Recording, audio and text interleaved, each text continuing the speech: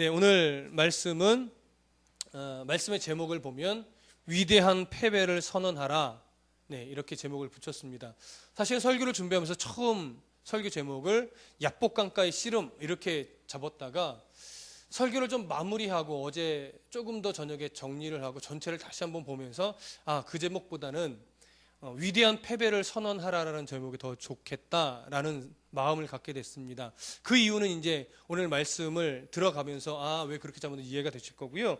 오늘은 32장 사실은 전체에 관련된 내용입니다. 너무 길어서 우리가 본문은 24절부터 32절을 읽었습니다. 먼저 여러분 31장에서 나누었던 말씀을 한번 더듬어 보시죠. 야곱을 밧단 아람에서 이제 삼촌 라반의 집이죠. 그곳에서 끌어내어 고향 땅으로 가게 하신 이가 누구셨습니까? 하나님이셨습니다. 그렇죠? 우리가 그냥 보통적으로 갖고 있는 느낌은 이제 20년을 삼촌 라반에게 속아서 살다가 이제 하나님의 은혜로 재산이 많이 늘어나고 이제 나름대로 때가 돼서 야곱이 짐을 꾸려서 간 것처럼 보이지만 성경을 보면 야곱은 자기의 재산이 불어남으로 인해서 삼촌 라반과 그의 아들들에게 냉대를 받기 시작했고 말하면 모함도 받기 시작을 한 거죠. 그렇게 어려움이 있는 상황에서 하나님이 그를 끌어내시지 않으셨으면 야곱은 아직도 고향으로 갈 생각을 사실은 못하고 있을 그런 존재였습니다. 그러나 야곱에게 이제 그런 어려움들이 오해들이 일어나게 하나님 그냥 놔두시고 그런 상황들을 통해서 야곱에게 네가 일어나 고향으로 돌아가라 이 말씀을 하신 것이죠. 그런 어려움이 만약에 있지 않았고 야곱이 그냥 복만 받고 풍성하고 편안하고 여유 있었다면 아마 그 밧단 아람을 떠나려고 마음을 먹지 않았을 수도 있습니다. 야곱은 이처럼 하나님의 사랑을 정말 충분하게 받은 사람입니다. 그리고 하나님의 사랑을 받은 것뿐만이 아니라 하나님께서 복을 주셔서 자기가 부자가 되었다라는 것도 알고 있는 사람입니다. 그런데도 불구하고 아직도 자기 방법, 자기 계획, 자기 욕심을 내려놓지는 못한 사람입니다. 무슨 말씀인지는 창세기 강에 쭉 이어져 없기 때문에 여러분들 이해는 하실 겁니다. 야곱이 하나님을 몰랐다, 야곱이 하나님이 복 주셨다는 것을 몰랐다 이런 차원이 아닙니다. 야곱은 다 알았습니다. 그럼에도 불구하고 그가 물론 조금 더 예전보다는 깊어지고 예전보다는 하나님이 함께 하신다는 것을 알아가기는 했지만 아직까지도 자기의 계획과 자기의 목적과 자기의 욕심을 이루고자 하는 자기의 어떤 방법을 내려놓지는 아직은 못한 수준이었다라고 하는 겁니다. 어찌 보면 참 우리들과 비슷합니다. 그렇죠? 우리도 하나님 사랑합니다. 천국과 지옥을 알고 죽음은 천국 간다는 것을 알고 그것이 이 땅보다 더 좋고 우리가 하나님 나라의 소망만을 붙잡고 살아가는 것을 너무나 또 잘 알고 있지만 사실 아직도 우리는 이 땅의 소망을 온전하게 내려놓지는 못했습니다. 사람마다 정도의 차이가 있을 뿐이지 누구나 다 아직 이 땅에서 살지만 물질 때문에 힘겨워하고 일 때문에도 버거워하고 자녀 문제로 힘겨워하고 다 그렇습니다. 근데 그러한 상황들이 다 똑같이 일어나지만 어떠한 소망 가운데 우리의 마음을 내려놓고서 그 상황을 누구의 뜻대로 풀어가려고 애쓰느냐, 그 싸움을 얼마나 누가 더 치열하게 싸우느냐 이것에 대한 문제이시지 누구는 완전히 내려놓아서 하나님만 붙잡고 살고 누구는 아예 못 내려놓아서 이런 문제는 아니라는 겁니다. 다 못 내려놓습니다. 그러나 열심히 내려놓으려고 하나님만 바라보려고 누가 더 열심히 싸우느냐는 거죠. 여러분들은 정말 치열하게 이 문제를 놓고 믿음의 싸움을 싸우시는 그런 성도가 되시기를 소원합니다. 그렇게 해서 하나님의 이끄심과 하나님의 보호로 결국은 삼촌 라반의 손에서도 그가 보호를 받고 결국 라반과 언약을 맺고 헤어지게 됐죠. 헤어지고 이제 고향 땅으로 점점점 가까이 갑니다. 가까이 가는데 1절과 2절을 한번 다 같이 읽어봅니다. 1절 32장 1절과 2절 시작. 야곱이 길을 가는데 하나님의 사자들이 그를 만난지라 야곱이 그들을 볼 때에 이르기를 이는 하나님의 군대라 그 땅 이름을 마하나임이라 하였더라. 자, 야곱이 이제 고향 땅에 조금씩 더 가까워질 무렵에 누구를 봅니까? 하나님의 군대를 봅니다. 그리고 그것을 보고 지나갔던 곳의 이름을 마하나임이라 이렇게 짓기도 했습니다. 이 장면이 이 자리에 지금 기록된 이유는 물론 다르게도 말씀드릴 수 있겠지만 하나님이 지금까지도 계속 그리고 앞으로도 계속 하나님이 함께 동행하고 계시는구나. 하나님의 군대를 붙여주고 그를 지키고 계시는구나. 이런 것을 뭐예요? 깨닫게 하시는 겁니다. 야곱의 여정 속에 늘 함께 하셨던 하나님은 지금 저와 여러분들의 인생의 여정 속에서도 변함없이 함께 하고 계시는 겁니다. 믿음의 눈을 들어서 그 사실을 여러분들이 느끼고 볼 수 있는 은혜가 있었으면 좋겠습니다. 그러고 나서 이제 이어지는 3절부터 6절의 내용을 보면 야곱이 이제 고향 근처에 다다라서 형이 지금 어떠한 마음일지, 아직도 나를 정말 죽이고 싶어 하는지, 나를 만나면 정말 막 전쟁을 벌이려고 아직도 그 분이 풀리지 않은데 이걸 좀 알고 싶었을 거예요. 그렇죠? 무작정 가기는 두렵고. 그래서 이제 종들을 먼저 야곱 에서에게 보내서 그 형의 마음이 어떤가를 지금 사실은 먼저 지금 알아보는 장면이 3절부터 6절의 내용입니다. 3절을 보면 야곱이 세일 땅 에돔들에 있는 형 에서에게로 자기보다 앞서 사자들을 보내니라, 종들을 보냈다는 얘기입니다. 4절에 보니까 그들에게 명하여 이르되, 이렇게 말하라고 했던 거죠. 뭐라고 말했냐면, 너희는 내 주 에서에게 이같이 말하라.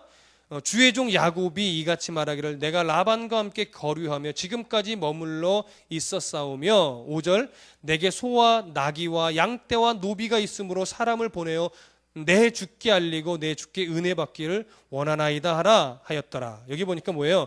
내 주께 은혜 받기를 원합니다 라고 에서에게 말하는 거예요. 종들이 야곱의 말을 빌려서 내 주께 은혜를 입기를 원한다는 것은 무슨 의미입니까? 지난날에 형이 분하고 좀 억울하게도 느끼고 나한테 좋지 않은 감정을 갖고 있었던 것을 내가 알지만 이 20여 년의 세월이 흘렀으니 그 마음을 좀 푸시고 내가 고향 땅으로 오는 날을 그냥 기쁘게 좀 너그럽게 받아주십시오. 이런 의미지요.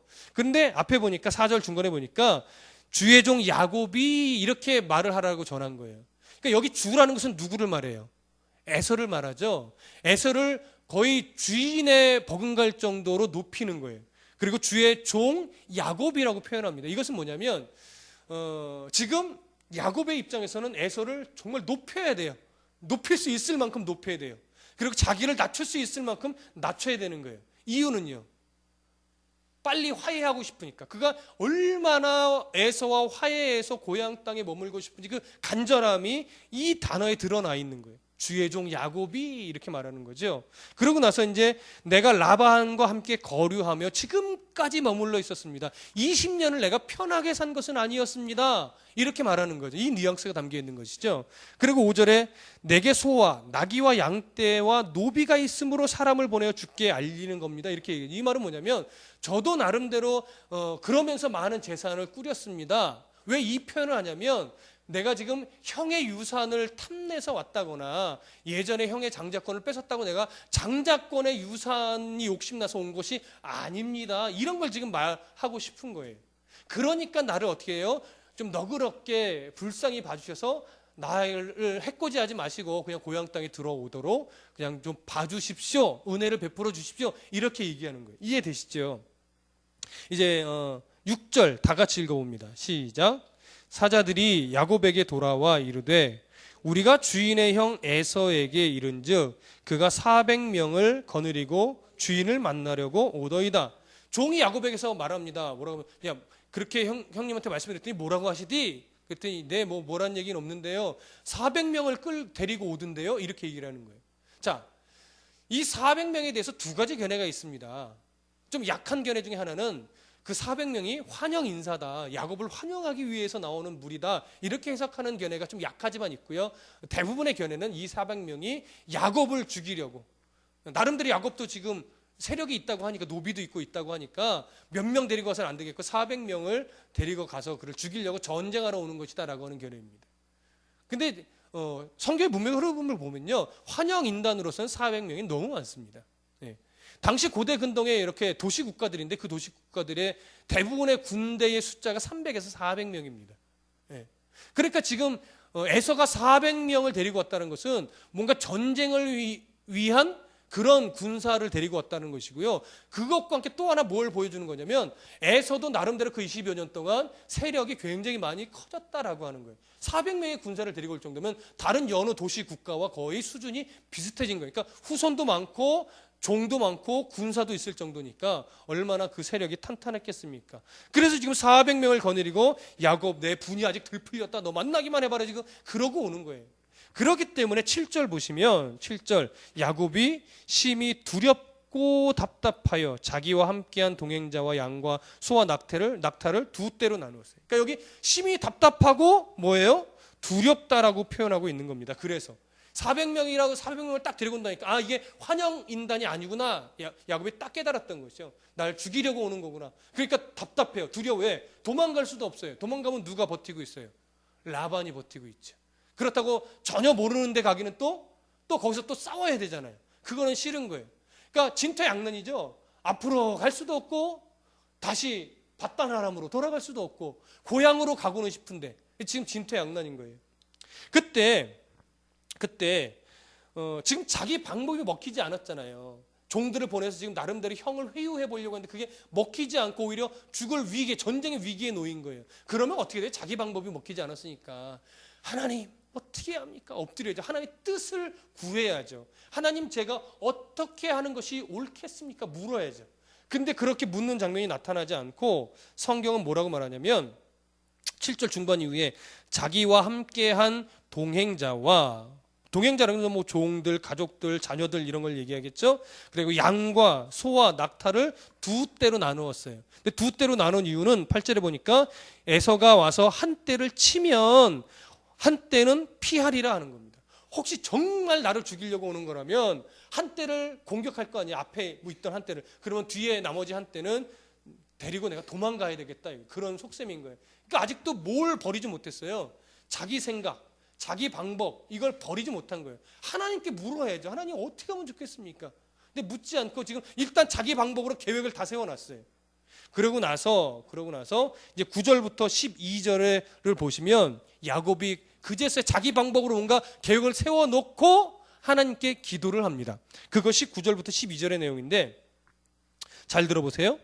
야곱이 또 이르되 내 조부 아브라함의 하나님 내 아버지 이삭의 하나님 여호와여 주께서 전에 내게 명하시기를 네 고향 네 족속에게로 돌아가라 내가 네게 은혜를 베풀리라 하셨나이다.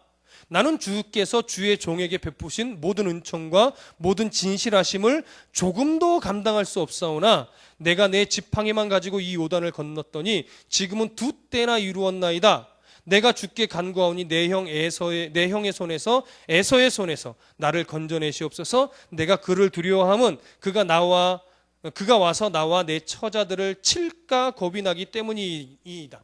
자, 하나님께 기도하는 내용인데 여러분 이 기도 내용이 되게 긍정적으로 하나님의 뜻을 묻고 내가 어떻게 해야 될 바를 묻는 기도 같습니까? 하나님은 왜 나를 이곳까지 보내시더니 도대체 야곱 에서의 마음도 돌려놓지 않고 나를 왜 죽을 위기에 넣으신 겁니까? 라고 불평하고 원망하는 투의 기도 같습니까?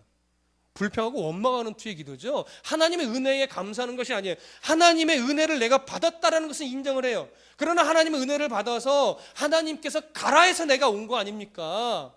근데 지금 형이 오니 형이 와서 내 처자들도 죽이고 나도 죽일 것 같습니다. 어찌 된 겁니까 이거예요. 그러니까 빨리 나를 뭐예요? 살려주세요. 하나님께 살려주세요라고 말은 했어요. 그건 좋아요. 근데 하나님께 살려주세요라고 말하는 야곱의 자세는 지금 옳지 않습니다. 자기 계획, 자기 방법으로 일단 뭘 했어요. 야곱에게, 에서에게. 근데 그 방법이 먹히지 않았어요. 그래서 나름대로 피할 방법을 자기 나름대로 또 세워놨어요. 그 다음에 하나님께 불평하고 원망하는 거예요.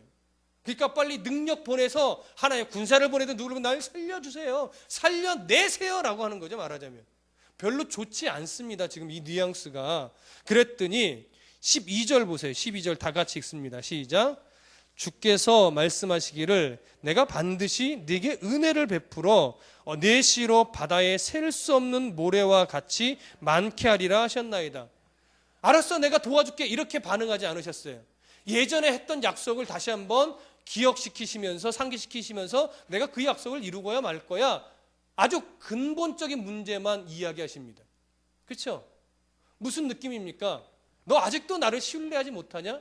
더 나아가면 너 아직도 내가 너를 향한 내 뜻을 모르겠냐? 이런 의미예요. 사실은 책망하는 느낌도 있는 것이죠. 그렇게 해서 12절에 하나님께서 야곱에게 말씀을 하십니다. 그래서 내가 너에게 약속한 것을 분명히 지킬 거야. 그 부분, 본질적인 부분을 얘기하고 야곱은 듣습니다. 그 말씀을 듣고 나서 이제 13절에 보면 하룻밤을 자게 되죠. 야곱이 거기서 밤을 지새고 그 소유 중에서 형 에서를 위하여 예물을 택하니 이렇게 말합니다. 그 말씀을 듣고 하룻밤을 잤다면 이제 하나님이 나를 어떻게 끌고 가실까 좀 잠잠하고 좀 기다리고, 하나님 그러면 제가 어떻게 할까요? 겸손히 좀 묻고, 이런 장면이 사실은 있어야 돼, 계속해서. 그런데 지금 13절 이후를 보면 뭐라고 말하냐면 13절 끝에 형 에서를 위하여 예물을 택했어요. 근데 그 택한 내용을 보세요. 14절 15절까지 다 같이 읽어봅니다. 시작.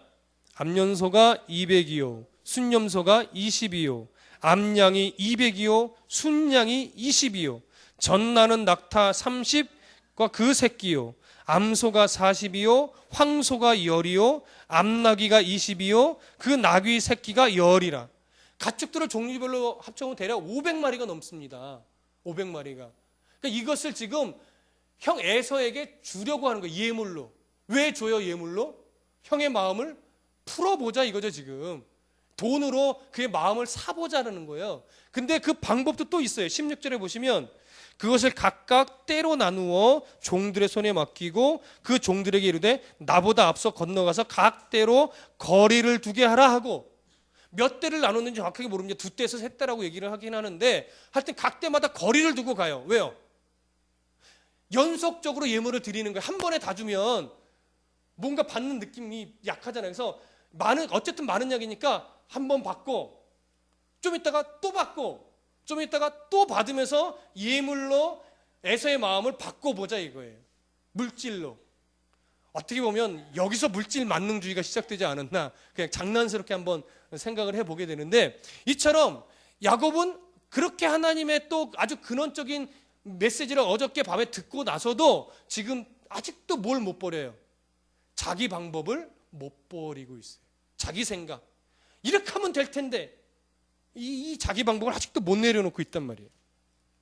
자, 그렇게 해서 이제 17절부터 말합니다. 그가 또 앞선 자에게 명령하여 이르되 내 형 에서가 너를 만나 묻기를 네가 누구의 사람이며 어디로 가느냐? 네 앞의 것은 누구의 것이냐 하거든 대답하기를 주의 종 야곱의 것이요 자기 주 에서에게로 보내는 예물이오며 야곱도 우리 뒤에 있나이다 하라.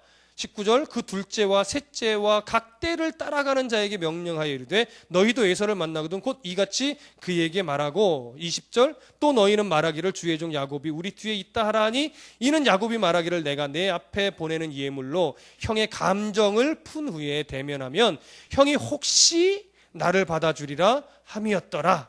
그래서 그 예물은 그의 앞서 보내고 그는 무리 가운데서 밤을 지새다가 밤에 일어나 두 아내와 두 여종과 11 아들을 인도하여 야복 나루를 건널세 그들을 인도하여 시내를 건너가게 하며 그의 소유도 건너가게 하고, 다 건너보냈습니다. 예물도 건너보냈고 결국은 처들도 자녀들도 종들도 건너보냈습니다. 근데 야곱은 건너가지 못했습니다. 왜요? 누가 두려워서? 에서가 두려워서 결국은 아직은 못 건너갔어요. 못 건너갔어요. 이게 현재 야곱의 신앙 수준이에요. 하나님이 그렇게 지켜줄 거야, 언약을 이루어올 거야. 그래서 마하나임이라는 이름을 붙이면서 하늘의 군대까지도 보았음에도 불구하고, 과거에 그렇게 많은 은혜를 받아서 하나님이 자기 편인 것을 경험했음에도 불구하고 아직까지도 자기 방법, 자기 생각, 자기가 갖고 있는 두려움들을 깨쳐내지 못한 거예요. 이걸 넘어서야 되는데 하나님의 은혜로 하나님을 붙잡음으로 넘어서는 이건 안 되는 거예요. 그래서 근데 오늘 우리가 하고 싶은 유명한 내용이 나옵니다. 24절 다 같이 읽습니다. 시작. 야곱은 홀로 남았더니 어떤 사람이 날이 새도록 야곱과 씨름하다가, 25절도 있죠. 시작.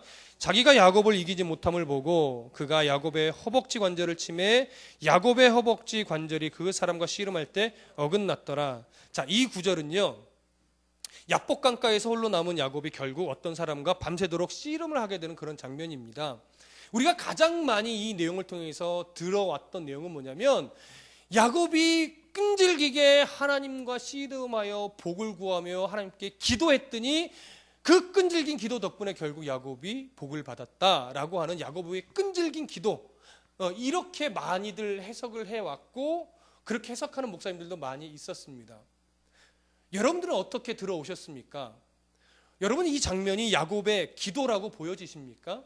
아니면 끈질기게 하나님의 복을 붙잡았더니 야곱이 결국은 하나님을 이기고 복을 받아냈더라. 그러니까 여러분들도 기도할 때 끈질기게 하나님이 들어주실 때까지 끈질기게 붙잡아 기도해야 됩니다. 이렇게 여러분 느껴지십니까? 그러면 여러분 기도라는 게 뭡니까? 기도는 내가 하나님께 나아가서 내 마음을 드리고 또 내 간구할 것을 드리고 또 하나님 뜻대로 모든 것이 되어줄 것을 신뢰함으로 하나님께 내 마음을 뭐예요? 드리는 거예요. 그게 기도죠. 아닌가요? 하나님이 찾아서 내게 말 좀 해봐라 이렇게 하나님이 먼저 찾아오시는 게 기도인가요?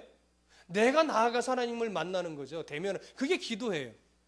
근데 오늘은 야곱이 하나님께 나아갔습니까? 그래서 씨름을 하게 됐습니까? 아니죠. 어떤 사람이 와서 시비를 걸었어요. 싸움을 걸었어요. 그래서 씨름을 지금 하게 된 거예요. 그렇기 때문에 이 야곱이 야복강가에서의 씨름은요, 그의 기도라고 보기 어려운 겁니다. 이해되십니까? 자, 24절. 야곱이 홀로 남았더니 어떤 사람이 날이 새도록 야곱과 씨름했어요. 지금 씨름을 거는 주체가 누구라고 말하냐면 야곱이라고 말하지 않고 어떤 사람이라고 말하는 거예요. 그 사람이 시비를 걸어서 씨름하게 된 거예요. 그럼 여러분, 이 어떤 사람이 누굴까요?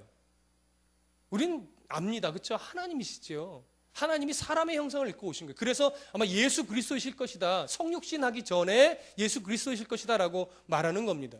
그 예수님이 인간의 몸을 입고 오셔서 야곱에게 시비를 거는 겁니다. 싸움을 거신 겁니다. 그래서 씨름을 하는 겁니다. 자, 왜 하나님이 야곱에게 시비를 걸고 씨름을 하신 걸까요? 야곱은 언약의 후손입니다.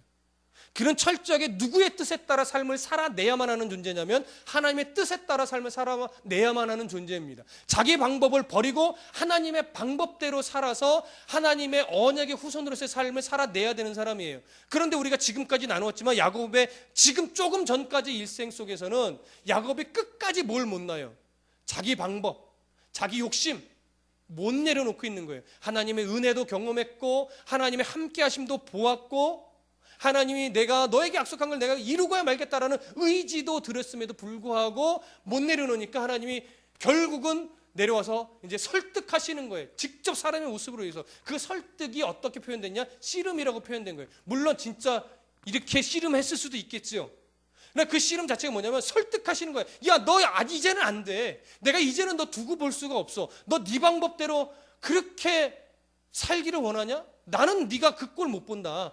네 방법 이제는 버리고 나만 바라보고 내 방법대로 살아야 된다. 이제는 가까이 와서 구체적으로 설득하는 거예요. 그런데 야곱이 설득 당합니까? 안 당합니까? 안 당하죠. 안 꺾이는 거예요. 야곱이 하나님 예수 그리스도가 이 땅에 오셔서 야곱의 마음을 이제 바꾸시려고 아예 사람의 모습으로 나타나서 설득하고 그 마음을 꺾으려고 하는데 야곱의 고집이요 안 꺾이는 거예요.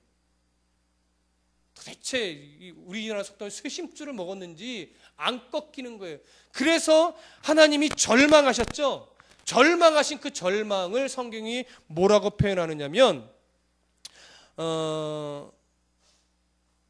25절 자기가 야곱을 이기지 못함을 보고 이 표현이에요. 그게 하나님 절망하신 거예요. 그렇게 설득하려고 하고 그의 마음을 돌이키려고 하나님이 직접 인간의 형상을 입고 오셨음에도 불구하고 야곱이 자기 고집, 자기 아집, 자기 욕심을 안 꺾습니다. 그래서 하나님이 절망한 거예요. 그래서 그에게 심판을 내립니다. 어떻게 해요? 허벅지 관절을 쳐서 어긋나게 만드는 거예요. 여기서 허벅지 관절이라고 표현했지만요. 원문에 가깝게 보면 그것이 생식기 근처를 말하는 겁니다. 허벅다리 중에서도 생식기 가까운 곳. 생식기 가까운 곳을 쳤다는 것은 뭐냐면 심판했다라는 거예요. 심판. 그걸 죽인다라고 하는 거죠. 죽인다. 예. 그래서 허벅지 관절을 쳤어요. 그래서 꺾어놨더니 그제서야 야곱이 반응을 합니다. 자, 26절 다 같이 읽어보겠습니다. 시작. 그가 이르되 날이 새려하니 나로 가게 하라. 야곱이 이르되 당신이 내게 축복하지 아니하면 가게 하지 아니하겠나이다. 이 구절을 우리는 이렇게들 많이 이해를 했었습니다. 하나님께 복받기를 이렇게 간절히 사모했다. 이렇게 우리는 많이 사실은 이해했어요. 그러나 이것은 그런 느낌이 아니고요. 하나님 살려주세요. 하나님의 심판을 받아서 내 허벅지 관절이 꺾이고 나서 난 살 수 없습니다. 하나님 살려주세요. 이제야 뭐예요? 사실은 두 손을 든 거예요. 두 손을. 마치 무엇과 우리가 비교할 수 있냐면 예수님이 십자가에서 죽으시기 전까지 많은 유대인은 오전에 예배 드렸지만 예수님의 전하신 복음을 그들이 들었어요? 못 들었어요? 못 들었어요. 받아들이지 않았단 말이에요. 모든 인간은 그런 존재예요.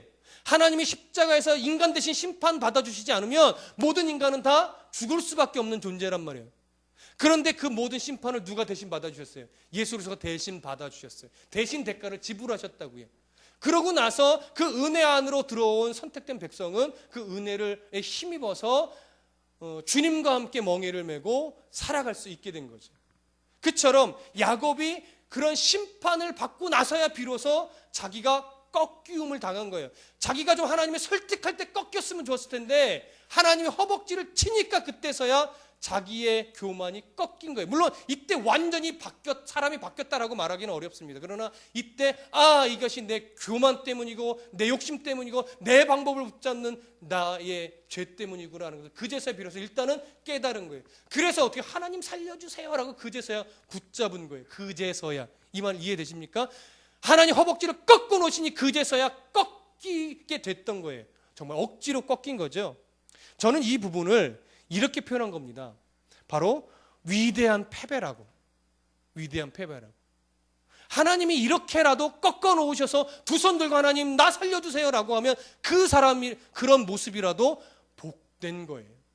여러분 위대한 패배를 이때 야곱이 선포한 겁니다. 나 패배했습니다 하나님. 그 이전까지 하나님이 고집을 못 꺾었어요. 설득할 때는 안 꺾였어요. 근데 허벅지를 치니까 그제서야 내가 졌습니다라고 그제서야 그가 납작 엎드린다는 표현이 바로 이 표현인 겁니다. 자, 그렇게 하나님이 억지로 그를 꺾어서 그의 입술에서 내가 패배했습니다라고 하는 선언을 들으시고 나서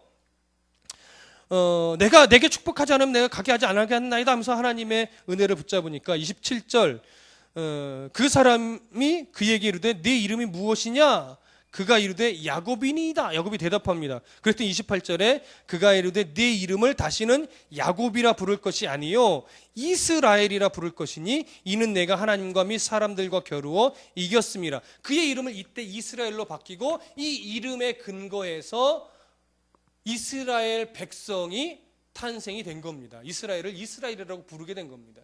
근데 여러분 이때 이름을 바꿨지만 사실 이스라엘이라는 이름으로 제대로 호칭된 것은 더 몇 장 뒤에요. 아직까지도 그 이름에 걸맞게 야곱이 덜 바뀌었던 거죠. 그래서 그 과정은 이제 앞으로 보게 될 것이고 그렇게 해서 이스라엘이라고 이름을 바뀌게 되는데 여러분 이 이스라엘이라고 이름이 바뀐 것 야곱이 이스라엘이라 된 것이 참 거룩한 참 영광스럽다 이렇게 여겨지십니까? 야 이때 이스라엘이라고 이름을 받았구나. 마치 사울이라는 이름을 바울이라고 쓴 것처럼. 근데 그것은 바뀌었다라는 표현보다는요 두 가지 이름을 다 있었습니다. 외국식 이름이었을 뿐이에요. 근데 나중에는 바울이라고 이름을 이제 호칭하게 된 것뿐인데 그건 나중에 이제 기회 되면 말씀드리려고 하고 지금은 이스라엘로 하나님 이름을 바꿔주신 거예요. 근데 이것이 얼뜻 보면 영광스럽다. 하나님이 이름을 바꿔주셨구나. 이제는 이스라엘 백성들의 어떤 이름의 모태가 된 그 이스라엘로 받았구나 하면서 우리가 영광스럽고 거룩하게 생각될지 모르지만 이스라엘이라는 뜻이 뭐예요? 이스라엘이라는 뜻이 오늘 여기 나와 있죠? 28절 중반 이후에 이스라엘이라 부를 것이니 이는 네가 하나님과 및 사람들과 겨루어 이겼음이니라. 자, 하나님과 사람과 겨루어 이겼다라는 것이 좋은 느낌입니까? 나쁜 느낌입니까? 이건 나쁜 느낌이에요. 하나님과 겨루어 이겼다는 것은 하나님 앞에서도 그가 고집을 꺾지 않았던 하나님을 오히려 이겨 먹으려고 했던 철없는 신앙의 소유자였다라고 하는 거예요. 이해되십니까? 그러니까 그가 이스라엘이라는 자기 바뀌어진 이름을 들을 때마다 그는 어떤 마음이 들어야 돼? 야, 내가 이런 존재였구나. 내가 하나님을 이겨먹으려고 했던 내 고집을 아직 그때까지도 꺾지 못했던 그런 연약한 존재였구나 하면서 자기 자신을 돌아보고 반성하는 그런 이름이란 말이에요. 연약한 야곱. 그래서 이스라엘 백성이다라고 할 때 백성들의 그 나라의 이름을 이스라엘이라고 지명된 것은 사실 그리 좋은 것 아닙니다. 이스라엘이라, 우리가 이스라엘 백성이야 라고 할 때 뭘 느껴야 돼요? 우리도 야곱처럼 하나님 앞에 내 고집을 꺾지 못하는 그런 연약한 인간이구나 라고 하는 내 죄성, 내 연약함을 늘 보면서 채찍질해야 되는 그런 이름인 거예요. 여러분, 영적으로 여러분들과 저도 어떤 백성입니까? 이스라엘 백성입니다. 저와 여러분들이 이스라엘 백성이라는 것은 영광스럽다 이런 느낌으로 받으셔는 안 돼요. 나도 야곱처럼 오늘날도 내가 이 성경을 보면서도 아직까지도 나는 하나님을 이겨먹으려고 덤벼드는 그런 야곱과 같이 아직도 수준 낮은 신앙의 존재구나. 이걸 늘 생각하시란 말이에요. 이 이스라엘이라는 이름을 듣고 야, 나도 거룩한 이스라엘 백성이야. 이렇게 교만 떨지 말고 내 속사람을 성경이 너무나 잘 아는구나. 나도 야곱처럼 내가 오늘도 하나님을 등에 업고 세상에서 그냥 잘 나가 보려고 하는 야곱과 같은 성향의 사람이었으니 하나님이 나를 얼마나 불쌍히 여기셨을까. 아직 내가 허벅지는 하나님 앞에 맞은 것 같지 않으니 나를 설득하실 때 내가 말씀을 통해서 나 자신을 쳐서 내가 복종시키는 훈련을 더 열심히 해야 되겠구나. 이런 각오를 하셔야 된단 말이에요. 우리가 영적인 이스라엘 백성이라는 것은 그런 의미예요. 자, 이제 그 다음 구절을 보겠습니다. 29절 보시면 이제 야곱이 청하여 이르되 당신의 이름을 알려주소서. 그 사람이 이르되 어찌하여 내 이름을 묻느냐 하고 거기서 야곱에게 축복한지라. 그러므로 야곱이 그곳 이름을 브니엘이라 하였으니 그가 이르기를 내가 하나님과 대면하여 보았으나 내 생명이 보존되었다 함이더라. 자, 여기서 이제 야곱이 하나님의 이름을 묻지만 하나님의 이름을 가르쳐주지 않으시지요. 어찌하여 내 이름을 묻느냐라고 합니다. 네가 지금 내 이름 신경 쓸 때가 아니라는 거예요. 네가 더 하나님 앞에 바른 신앙 꾸리는 것을 더 보라는 거죠. 네 존재됨을 더 보고 이제 네 정체성을 바꿔서 이제는 하나님의 방법대로 살아가는 존재가 되기 위한 그 싸움을 싸워라 이거예요. 그 싸움을. 그러고 나서 그가 이제 비로소 그 싸움이 끝나고 나서 나와 함께 싸워주셨고 내 허벅지를 꺾어서 내 교만을 꺾어주신 그분이 하나님이셨구나. 이제서야 비로소 그가 깨닫게 된 것입니다.